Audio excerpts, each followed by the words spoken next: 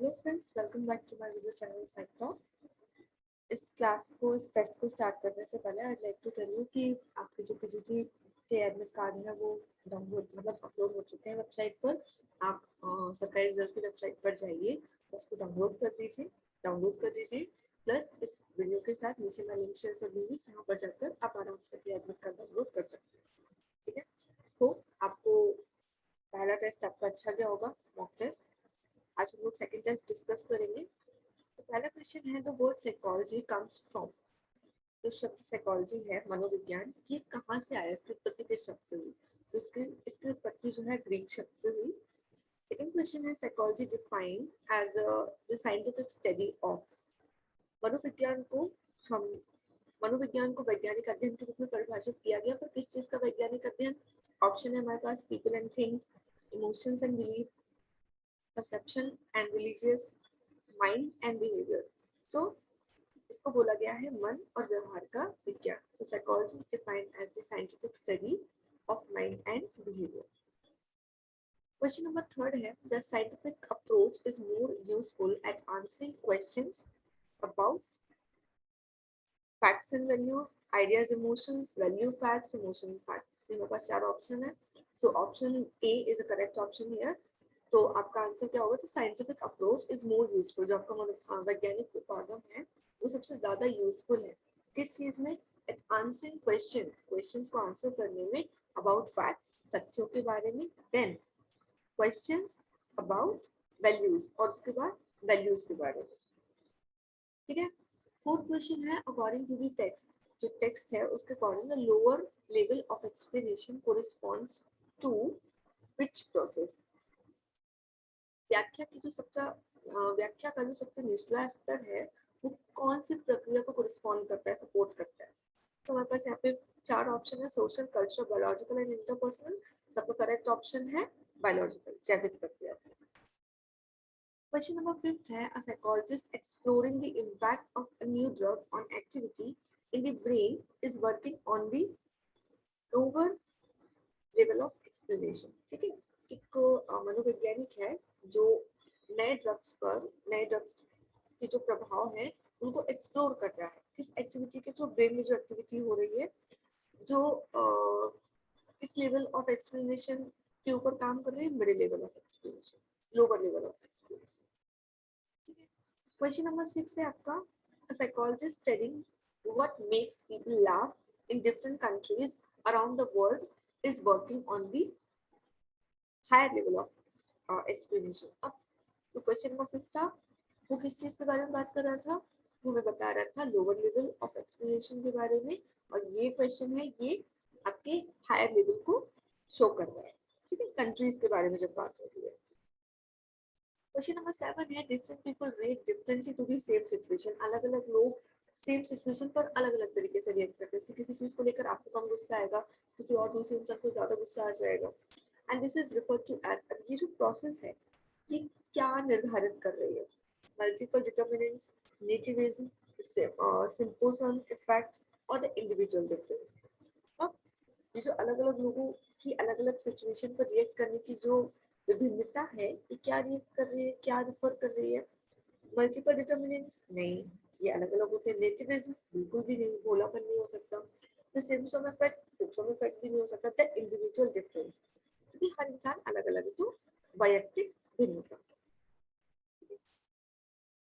Question number 8 है, blank is to nature as blank is to nurture. इसमें से क्या नेचर है और क्या नर्चर है? तो biology is to nature and experience is to nurture. Ninth, the term tabula rasa highlights the importance of. अब ये जो टैबुला रासा शब्द है ये किस चीज के इंपॉर्टेंस को हाईलाइट कर रहा है? बिहेवियर को शेप में लाने के लिए। तो ये एक्सपीरियंस को हाईलाइट कर रहा है, एक्सपीरियंस की जो इंपॉर्टेंस है उसको। क्वेश्चन नंबर 10 है, the Greek philosopher who believes that knowledge is acquired through experience and learning। एक ग्रीक दर्शन शास्त्री है जिनका ये विश्वास है कि जो ज्ञान है उसकी प्राप्ति कहाँ से हो रही है? आपके अनुभवों से और आपके अधिगम से। तो अरस्तु was the philosopher who believed in that theory। Question number 11 है, blank is to nature and blank is to nurture। So Plato is to nature and Aristotle is to nurture। ठीक है, अरस्तु जो है ये प्लेटो के शिष्य थे, और अरस्तु के शिष्य कौन थे? वो थे आपके मैकियावेली। क्वेश्चन नंबर 12 है blank is the belief that the mind is fundamentally different from the body. एक शब्द है इनमें से, लाइक माइंडिज्म, ड्यूलिज्म, सेंट्रलिज्म, स्पेशलिज्म। तो ड्यूलिज्म एक ऐसा बिलीफ है जो जो क्या करता है, बताता है कि माइंड इज फंडामेंटली डिफरेंट, कि मन किस तरीके से बॉडी से आपका अलग है। Question number 13 talks about the school of psychology whose goals was to identify the basic element of experience was called। जो मनोवैज्ञानिक स्कूल है, स्कूल ऑफ साइकोलॉजी, जिसका गोल, जिसका लक्ष्य क्या है? आइडेंटिफाई करना, इस चीज को आइडेंटिफाई करना, the basic elements of experience, आपके अनुभवों की बेसिक एलिमेंट्स को, जिसको हम क्या बोलते हैं? संरचनावाद, ठीक है, structuralism.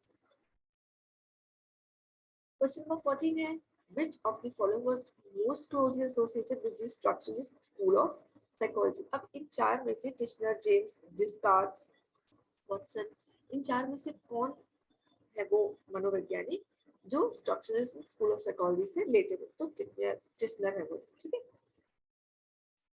Question number 15 Darwin's theory के बारे में आप सभी ने पढ़ा होगा, सभी जानते हैं। Darwin's theory of natural selection argued that physiological characteristics evolve because they are useful to the organism। Darwin theory का जो प्राकृतिक चयन है, नेचुरल सिलेक्शन है, ये आर्ग्यू करता है कि जो फिजियोलॉजिकल कैरेक्टरिस्टिक्स है, मनोदैहिक विशेषताएं हैं, ये इवॉल्व घूमती रहती है। क्यों? क्योंकि वो ऑर्गेनिज्म के लिए यूजफुल है, ठीक है। अदर ऑप्शन क्या? एक्सट्रीम यूजफुलनेस, नेचुरल एंडोमेंट और natural wellbeing, which are totally different from the natural selection. Question number 16 किस बारे में बात करता है? ये बताता है कि कौन कौन है। Like blank was the structuralism, as was the, and blank was the functionalism, ठीक है। जो आपके विलियम वुंट है वो स्ट्रक्चरलिज्म के फादर है, फाउंडर ऑफ स्ट्रक्चरलिज्म, संरचनावाद के जनक है। जबकि जो जेम्स हैं ये आपके फंक्शनलिज्म, प्रकार्यवाद के फादर, फाउंडर है। क्वेश्चन नंबर 7 किस बारे में बात करता है? ये बताता है कि फ्राइड चैंपियन विद साइकोलॉजी, मतलब किस साइकोलॉजी में फ्राइड ने चैंपियनशिप हासिल की? तो दैट इज साइकोडायनामिक साइकोलॉजी, ठीक है। कल्चर नहीं हो सकता, कॉन्शियस नहीं हो सकता, बायोडायनामिक भी नहीं हो सकता इसका आंसर। क्वेश्चन नंबर 18 है which school of psychology believes that it is impossible to objectively study the mind। कौन से मनोवैज्ञानिक स्कूल के विश्वास में ये इम्पॉसिबल है? मतलब कौन सा मनोवैज्ञानिक स्कूल ये विश्वास करता है कि ये पूरी तरीके से इम्पॉसिबल है? क्या इम्पॉसिबल है? तो ऑब्जेक्टिवली स्टडी द माइंड, कि हम चयनात्मक रूप से अपने मन का अध्ययन करें। जिसका सही आंसर है व्यवहारवाद, बिहेवियरिज्म, जिसके फादर कौन है? JB Watson. Question number 19 receiving an electric shock would be an example of। अब इलेक्ट्रिक शॉक यदि कोई रिसीव कर रहा है तो किस चीज का उदाहरण होगा? ठीक है। और whereas being frightened would be an example, जबकि इंसान यदि कोई डर रहा है, भय महसूस कर रहा है, तो वो किस चीज का एग्जाम्पल होगा? So stimulus is a thing which receives an electronic shock, है ना, ये इसका एग्जाम्पल होगा। और रिस्पॉन्स जो है ये फ्राइटन का एग्जाम्पल है, तो आपके चेहरे पर निकल कर आएगा ना। Question number 20 is about Dr. Puja wants to explore differences to child rearing practice between British and Chinese parents। She is most likely a social cultural psychologist। अब डॉक्टर पूजा जो है ये क्या चाहती है कि वो बच्चों के बारे में अध्ययन करे, ठीक है, उनके बारे में प्रैक्टिस करे between British and Chinese parents. अब कौन से पेरेंट्स होंगे? वो ब्रिटिश और चाइनीज पेरेंट्स। तो क्या माना जा रहा है कि वो कौन से साइकोलॉजिस्ट है? So she is a social cultural psychologist. Cognitive psychologist वो हो नहीं सकते, फिजियो साइकोलॉजिस्ट वो, फिजियोलॉजिकल साइकोलॉजिस्ट वो हो नहीं सकते, कॉग्निटिव एर्गोनॉमिक साइकोलॉजिस्ट भी वो नहीं हो सकते, ठीक है। अब फिर से हम बहुत सारे क्वेश्चन देख रहे हैं, nature is to and nurture is to, तो इस तरीके के क्वेश्चन मोस्टली आ सकते हैं कंफ्यूज करने के लिए।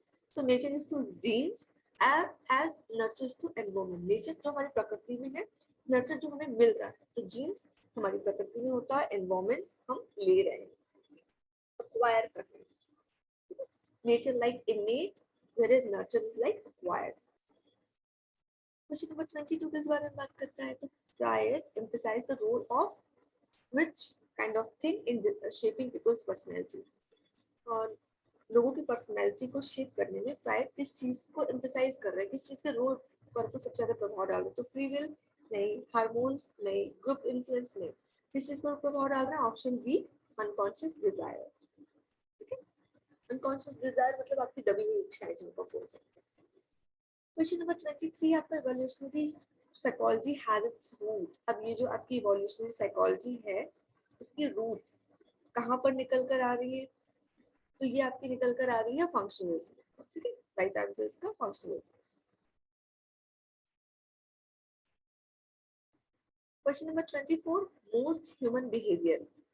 सबसे ज्यादा जो ह्यूमन बिहेवियर होता है वो कैसा हो सकता है? इजीली एक्सप्लेन किया जा सकता है, मल्टीपल कॉजेस हो सकते हैं, स्टेम्स फ्रॉम अनकॉन्शियस डिजायर हो सकती है, डिपेंड्स ऑन सोशल इन्फ्लुएंस। सबसे ज्यादा जो ह्यूमन बिहेवियर है उसके मल्टीपल कारण हो सकते हैं। ठीक है, इजीली एक्सप्लेन तो आप कर ही नहीं सकते उसको। 25 बात करता है forensic psychologist would be most likely to say. जो फोरेंसिक साइकोलॉजिस्ट होगा वो सबसे पहले किस चीज के बारे में अध्ययन करता हुआ पाया जाएगा? The accuracy of I witness memory. ठीक है, क्योंकि कोर्ट में आपने देखा होगा ना आई विटनेस होते हैं, तो वो किस तरीके से अपनी बात को रख रहे हैं, इसका जो प्रूव होगा, इसकी जो टेस्टिमनी होगी वो कौन देगा? Forensic psychologist. सेकंड ऑप्शन क्या है? Impact of advertising on shopping behaviour, the effect of hormones on decision making, gender differences in learning style. तो इन सारी चीजों के बारे में फॉरेंसिक साइकोलॉजिस्ट काम नहीं करता है, मेनली वो आई विटनेस मेमोरी को चेक करता है, क्रॉस एग्जामिनेशन होता है स्पेशली उस कंडीशन में। Question number 26, the behaviourist rejected introspection. जो बिहेवियरिस्ट व्यवहारवादी होते हैं क्या करते हैं? आपके इंट्रोस्पेक्शन आत्मनिरीक्षण को क्या करते हैं? वो रिजेक्ट कर देते हैं। क्यों? क्या कारण हो सकते हैं? Was it too slow? क्या ये बहुत स्लो होता है? नहीं। It invaded people's privacy. ये पीपल की प्राइवेसी को इन्वेड करता है? नहीं। It yielded too much data. बहुत सारा डाटा ले लेता है? नहीं। It was too subjective. ये बहुत ज्यादा सब्जेक्टिव है, बहुत ज्यादा विस्तृत है। Question number 27 is about another term for reinforcement. पुनर्वलन जो है उसका दूसरा टर्म क्या है? स्टिमुलस, रिवॉर्ड पुरस्कार, रिस्पॉन्स अनुक्रिया कंडीशन। तो इसका सही ऑप्शन क्या है? रिवॉर्ड। ठीक है, question number 28, East Asian culture tend to be more oriented toward. जो आपका ईस्ट एशियन कल्चर है वो सबसे ज्यादा किस चीज की तरफ ओरिएंटेड है? while western culture tends to be more oriented towards, जबकि जो western culture है तो मतलब ईस्ट और वेस्ट दो कल्चर्स की बात की गई जो किस किस तरफ ज्यादा ओरिएंटेड है, जिनका ओरिएंटेशन किस एक की तरफ सबसे ज्यादा मुड़ा हुआ है। सो इंडिविजुअलिज्म कलेक्टिविज्म? नहीं। Collectivism individualism? हाँ। इसका सही ऑप्शन क्या है? कलेक्टिविज्म और इंडिविजुअलिज्म।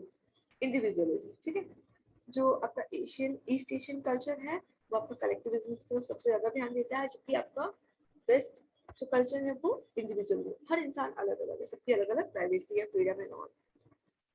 29 बात करता है Watson and Skinner both contributed to which school of psychology. अब हम सभी जानते हैं कि व्यवहारवाद के बारे में सबसे ज्यादा ध्यान किसने केंद्रित किया है? वॉटसन ने, जेबी वॉटसन ने। पर स्किनर ने भी व्यवहारों का अध्ययन किया है ना, चूहे पर प्रयोग किया है, उनके व्यवहार के बारे में जानने की कोशिश कर रहा है। So Watson Skinner both contributed to behaviorism school of psychology.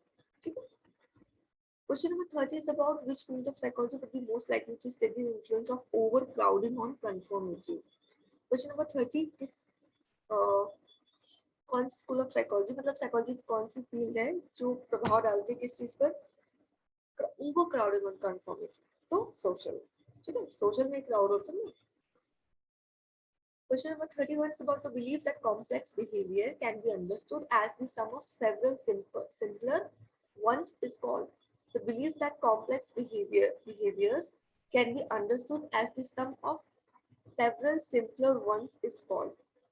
ठीक है, मतलब कि आपका जो डिडक्शनिज्म है ये विश्वास करता है, ये वो बिलीव ये कहलाता है कि कोई इंसान या ये विश्वास है कि जब कोई कॉम्प्लेक्स बिहेवियर होता है उसको सम ऑफ सेवरल सिंपलर वन, बहुत सारे लोगों के बीच में उसको समझा जा रहा है। ठीक है, वंस नेक्स्ट क्वेश्चन है Wundt's primary method of research. Wundt's का जो रिसर्च का प्राइमरी मेथड था वो क्या था? Introspection. Question number 33, Jung stated that humans possess both blank unconscious and blank unconscious। ठीक है, अब जुंग ने क्या स्टेट किया कि ह्यूमन दोनों चीजें पोजेस करता है। ऑफ कोर्स जुंग ने बोला था इंट्रोवर्टेड अनकॉन्शियस और एक्सट्रोवर्टेड अनकॉन्शियस। शेडो मैनिफेस्ट हो नहीं सकता, पर्सनल कलेक्टिव हो नहीं सकता, फिनोमिनल लेटेंट भी नहीं हो सकता। कुछ क्वेश्चंस तो ना आप एलिमिनेशन के बेस पर भी अपने सही कर सकते हैं. Question number 34 is about remembering that the capital of Canada is Ottawa. अब ये याद करना कि कनाडा की कैपिटल जो है वो ओटावा है. तो ये क्या रिक्वायर कर रहा है आपकी एपिसोडिक मेमोरी?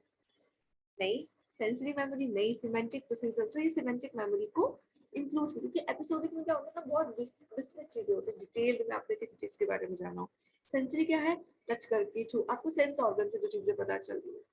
ठीक है. सिमेंटिक कुछ शॉर्ट स्टोरी आपको पता चली, आपने कहीं पर पढ़ा होगा, आपको थोड़ा समझ तक याद नहीं. Procedural which is in continuous, जो लगातार चल रही है. Question number 35 is about which of the following psychologist was not a behaviorist.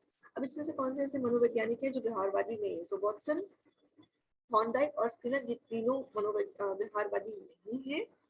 जबकि आपके मास्लो जो है ये, सॉरी, ये जो तीनों आपके ये व्यवहारवादी हैं, और जो मास्लो है आपके ये व्यवहारवादी नहीं है, ये मानववादी है.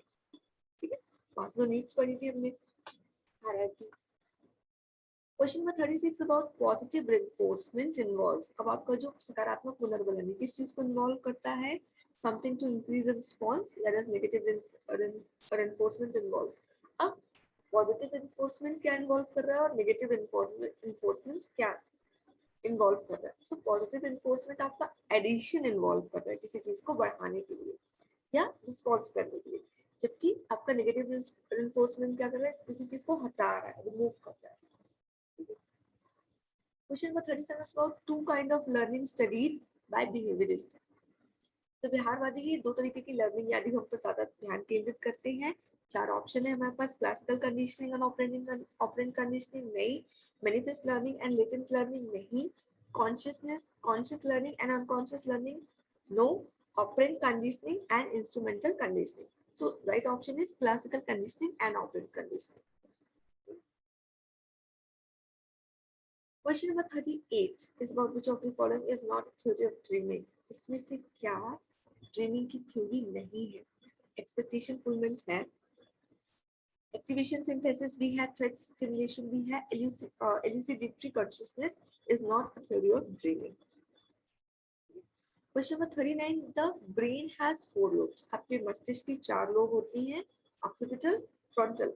ये दो दी गई हैं, बाकी दो और क्या है? सिंपैथेटिक, पैरासिम्पैथेटिक नहीं, ऑटोनोमिक, सोमैटिक नहीं, temporal, parental, visual auditory. So visual auditory आपकी लोग नहीं हो सकती है. ठीक है. ये आपके सेंसेस हैं. सिंपैथेटिक, पैरासिम्पैथेटिक ये आपके पेरिफेरल नर्वस सिस्टम के काइंड्स हैं. ठीक है. ऑटोनोमिक, सोमैटिक ये आपकी मेमोरी है, क्योंकि नहीं हो सकती. सो इसका सही आंसर है आपका option C, temporal and parental. ठीक है. Question number 40 is psychologist who practices Gestalt therapy would most likely to be. अब जो आपके ऐसे मनोवैज्ञानिक जो किस चीज के बारे में अध्ययन कर रहे हैं, Gestalt therapy के बारे में, तो आपके कौन हो सकते हैं? व्यवहारवादी नहीं, इवोल्यूशनिस्ट नहीं, कॉग्निटिविस्ट नहीं, ह्यूमनिस्ट हो सकते हैं. ठीक है. Question number 41 is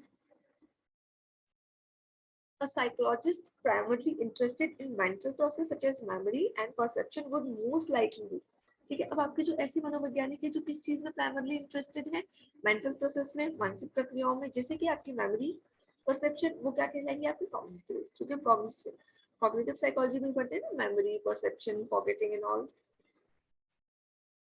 Question number 42 is about which of the following topic would be of least interest to a biological psychologist. इसमें से क्या बायोलॉजिकल साइकोलॉजिस्ट में सबसे कम इंटरेस्ट शो करता है? हंगर नहीं, ज्यादा इंटरेस्ट शो कर रहा है. थर्स्ट ये भी, स्लीप भी, ये भी, क्योंकि फिजियोलॉजिकल नीड्स है. ठीक है. बायोलॉजिकल नीड्स है. फ्री विल, हाँ ये हो सकता है. सबसे कम इंटरेस्ट इसी का हो सकता है. तो पहले आप अपनी भूख, प्यास और नींद मिटाएंगे, उसके बाद आप अपनी फ्री विल पर आएंगे. Question number 49, William James working during. अब वर्क ड्यूरिंग, अब विलियम जेम्स है, इन्होंने किस टाइम पर काम किया, किस टाइम पर ये आए, पॉपुलर हो गए. ठीक है. So late 20th century no, late 19th century, middle ages and the age of 17th century. तो इसका सही 1700. इसका सही आंसर क्या है? late 19th century, आपके 1900 की उत्तरार्ध के दशक में. ठीक है. Question number 44, Freud argue that dreams have. अब फ्रायड ने क्या आर्ग्यू किया? हमारी स्लीप पैटर्न के बारे में उन्होंने डिस्कस किया. उन्होंने क्या तर्क दिया कि ड्रीम की दो कंटेंट हो सकते हैं, पहला आपका लेटेंट कंटेंट, दूसरा मैनिफेस्ट, ठीक है, बाद के इफेक्ट और मैनिफेस्ट जो मैनिफेस्टेशन चल रहा है। Question number 45 is in Pavlov's work, dogs celebrated naturally in response to being given milk powder. In this situation, salivation is the blank while the milk powder is the blank. Up. We all know very well कि Pavlov ने इस पर अपना experiment किया था कुत्तों पर, ठीक है, और प्रोसेस क्या थी कि वो उनको कोई चीज देंगे और वो कितना अट्रैक्टिव है उस चीज को लेकर, उन्हें किस तरीके से पता चल रहा है कि हाँ वो रिस्पॉन्स कर रहा है उनके सलाइवा के थ्रू, ठीक है। तो उन्होंने जब मिल्क पाउडर दिया तो उसको क्या माना गया आपका UCR, अनकंडीशनल रिस्पॉन्स। UCR का क्या मतलब है आपका अनकंडीशनल रिस्पॉन्स, ठीक है। ऐसा रिस्पॉन्स या ऐसी अनुक्रिया जिस पर कुछ भी वो नहीं है, क्या नहीं है आपका, कोई कंडीशन नहीं है। Well the milk powder is, अब आप मिल्क पाउडर क्या है आप दे रहे हो उसको, उसके बाद वो रिस्पॉन्स कर रहा है, तो वो आपको क्या होगा स्टिमुली, एक उद्दीपक, ठीक है। पर धीरे धीरे बाद में क्या होने लगा था, जैसी एंट्री होती थी बजर बिंज होता था, वो तुरंत ही बिना स्टिमुलस के ही रिस्पॉन्स करने लगता था। अब question number 46 which of the following was a humanistic psychologist, इनमें से कौन आपके मानववादी पाओगम है, मनोवैज्ञानिक है, तो फ्राइड नहीं है, वॉटसन व्यवहारवादी है, वेरनिक नहीं है, फ्राइड आपके मनोविश्लेषणवादी है, रोजर्स यहाँ पर आपकी ह्यूमनिस्टिक साइकोलॉजिस्ट है, ठीक है। Question number 47 what are the two parts of autonomic nervous system, जो आपका ANS है उसके दो पार्ट क्या है, सिंपैथेटिक और पैरासिम्पैथेटिक। अब कुछ फुल फॉर्म्स आप बिल्कुल याद कर लीजिएगा, लाइक MRI, EEG, ECG, इन सारी चीजों को, ठीक है। तो यहाँ पर मेरे पास है MBTI का पूरा नाम क्या है, सो मैनीफोल्ड बैरोमेट्रिक टेम्परेचर इंडिकेटर नहीं, मल्टीपल बिहेवियर थ्योरी इंस्ट्रूमेंट नहीं, मायर्स ब्रिज टाइप इंडिकेटर, ठीक है। Question number 49 is about which lobe of the brain is known as auditory cortex. ऐसी ब्रेन का कौन सा लोब है जो auditory cortex कहलाता है, frontal, temporal, occipital, parietal. So temporal is the lobe which is known as auditory cortex, ठीक है। Question number 50, which of the following is not associated with Freud? इनमें से क्या फ्राइड से associated नहीं था? So id ego, super ego, we all know ये question तो आपको गलत होना ही नहीं चाहिए, ठीक है। इसका सही आंसर है आपका शेडो, ठीक है, ये आपके फ्राइड से एसोसिएट नहीं था। क्वेश्चन नंबर 51 है आपका, इन सेलिंगमैन्स ABCD model of learned optimism, ठीक है। सेलिंगमैन का जो ABCD मॉडल था लर्न ऑप्टिमिज्म का, उसमें से बी का क्या मतलब है, तो बी का मतलब है आपका बिहेवियर, ठीक है। Question number 52 is about needs were at bottom of Maslow pyramid hierarchy. कौन सी नीड, जैसे बहुत सारी नीड्स हमने पढ़ी थी, तो कौन सी नीड सबसे नीचे थी मास्लो के पिरामिड में या हायरार्की, सो फिजियोलॉजिकल, दैहिक आवश्यकता है सबसे पहले होने की जरूरत है ना। 53, the idea that human behavior may be the product of natural selection is central to। Question number 53 बात करता है उस आइडिया के बारे में कि जो ह्यूमन बिहेवियर है वो, उसका प्रोडक्शन कहाँ से हो रहा है, नेचुरल सिलेक्शन से, ठीक है, is central to evolutionary psychology. Question number 54 है आपका, the movement known as radical behaviourism is most closely associated with, सबका रेडिकल बिहेवियरिज्म है ना, उसका जो मूवमेंट, मतलब जो मूवमेंट है जिसको रेडिकल बिहेवियरिज्म बोलते हैं, वो किस चीज से एसोसिएटेड है, स्किनर की साइकोलॉजी से, ठीक है, या स्किनर की थ्योरी से। क्वेश्चन नंबर 55 है आपका, इंट्रिंसिक मोटिवेशन रिफर्स टू, जो आपकी इंट्रिंसिक मोटिवेशन है उसका रेफरेंस कहाँ जा रहा है, so enjoying a task for its own नहीं, being motivated by money and other rewards नहीं, enjoying a task, motivation that only can be experienced indoors, so उन motivations के बारे में जिनको आप सिर्फ अंदर से एक्सपीरियंस कर सकते हो, ठीक है। 56, remembering what you ate for super yesterday, इस चीज के बारे में याद करना कि आपने बिल्कुल कल क्या खाया, this is your episodic memory, कि आपको वो पूरा डिटेल में याद रहेगा। Question number 57, according to Fried according, which content of a dream relates to person unconsciousness? So latent content of a dream relates to person's unconsciousness. व्यक्ति की जो अचेतना होती है, ठीक है, तो वो कौन से कंटेंट ऑफ ड्रीम रिलेटेड है, latent. Question number 58, humanistic psychology emerge during which decade, 1950 के टाइम पे आया है, क्वेश्चन नंबर 59 इन Pavlov's work, Pavlov के काम में when dogs were trained to salivate to the sound of bell. ठीक है, जब डॉग्स को ट्रेन किया गया तो वो जैसे ही घंटी की आवाज बचेगी वो तुरंत सलाइवेट करेंगे, दैट साउंड्स वर्ड, तो वो जो साउंड है वो क्या है आपका conditional response, stimulus. Question number 60 another term for thinking about thinking, सोचने के बारे में सोचना, क्या है आपका मेटा संज्ञान, मेटा कॉग्निशन. परसेप्शन हो नहीं सकता, मीडिएशन हो नहीं सकता, सेल्फ रेगुलेशन हो नहीं सकता. ठीक है, so this is it for the day. Hope आपके सारे टेस्ट सॉल्व कर रहे हैं. यदि आपको इन टेस्ट को सॉल्व करना है सो दीज और दीज और द पेड टेस्ट. ठीक है, आप टेलीग्राम चैनल पर फॉलो कर सकते हैं या फिर यहीं पर डीएम कर सकते हैं. You will get registered, you will have to register for the test. ठीक है, आपको रजिस्ट्रेशन वगैरह करवाना पड़ेगा. आप आराम से टेस्ट दे सकते हैं. 60 क्वेश्चंस और सारी डिटेल्स आप प्लीज टेलीग्राम पे कनेक्ट हो जाइए, आपको वहाँ पर मिल जाएगी टेस्ट के बारे में. Hope you're enjoying the class. Wish you all the very best for exam. पढ़ते रहिए, अपने सपनों के लिए लड़ते रहिए.